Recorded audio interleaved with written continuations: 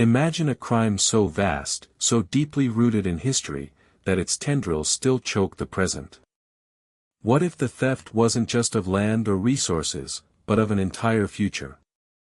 This is the story of historical injustice in Africa, a story of unpunished crimes that continue to demand reckoning. We'll delve into the systematic exploitation and oppression that shaped the continent, focusing on land dispossession, slavery, and the enduring fight for reparations. Let's begin in Kenya, a nation whose very soil bears the scars of colonial land grabs. After 1902, British colonial rule saw the seizure of roughly 5.5 million acres of land that rightfully belonged to the Kenyan people. This wasn't just a real estate transaction, it was a calculated act of dispossession, a process chillingly termed land alienation. The term masks the brutal reality, a mass removal of communities from their ancestral homes, effectively amounting to ethnic cleansing.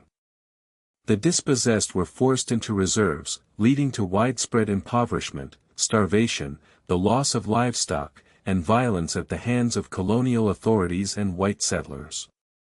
The echoes of this land theft resonate today, shaping debates about land ownership, rural poverty, and ethnic inequality. In 2013, the UK government formally acknowledged atrocities connected to the Mau Mau liberation movement, a step towards acknowledging the deep wounds inflicted by colonial rule. But, the legacy of land dispossession continues to fuel unresolved restitution claims. Moving south, we arrive in South Africa, a nation forged in the crucible of slavery and settler colonialism. The arrival of the Dutch East India Company at the Cape of Good Hope in 1652 marked the beginning of a class society built on exploitation. Just 6 years later, in 1658, the first enslaved people arrived, their forced labor fueling the growth of the colony. By 1806, when Britain seized the Cape Colony from Holland, the demographic spoke volumes: 30,000 slaves compared to 26,000 settlers. Even then, there were around 20,000, free-colored, Nama and in white employ, people living in the Cape. South Africa's historical injustice extended beyond enslavement. British rule imposed taxes on African peasants and crafted labor laws, starting with the Masters and Servants Act of 1856, designed to control African labor.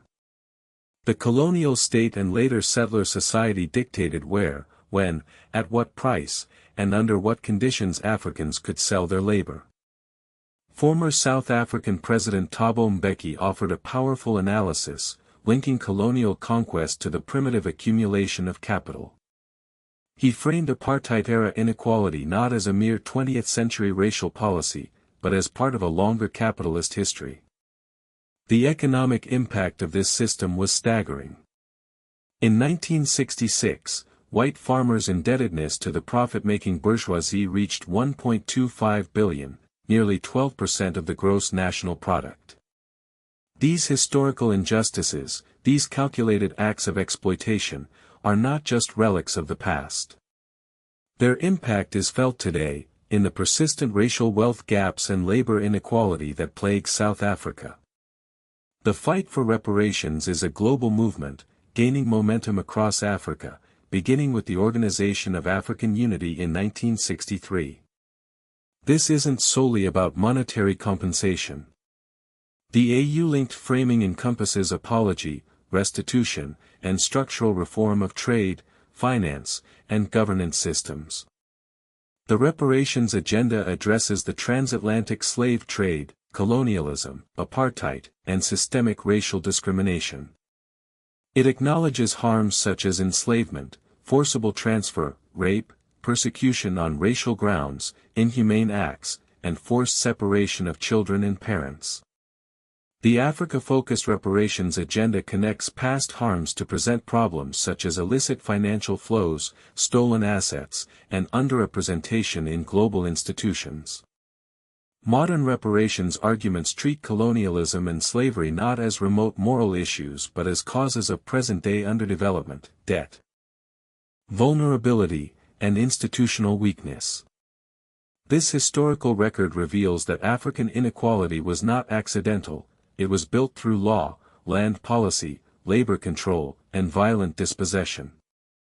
In Kenya, the land issue still shapes debates about land ownership, rural poverty, ethnic inequality, and unresolved restitution claims. In South Africa, the legacy of settler colonialism and forced labor remains central to debates over land reform, racial wealth gaps, and labor inequality. Across the continent, the AU-linked reparations agenda connects historical injustice to modern demands for debt justice, return of looted assets, reform of global trade rules, and greater African representation in international institutions. Contemporary human rights reporting reveals that Africa still faces severe abuses including forced displacement, forced evictions, conflict-related suffering, and denial of truth, justice, and reparations, with millions displaced by conflict and climate shocks, and victims of grave abuses still denied justice. The fight against historical injustice is ongoing. But, the path to justice is fraught with controversies. Colonial theft of land is often euphemized as land alienation, obscuring the coercive reality of dispossession. The claim that the colonial process amounted to ethnic cleansing in Kenya is politically charged and not always accepted in mainstream colonial narratives.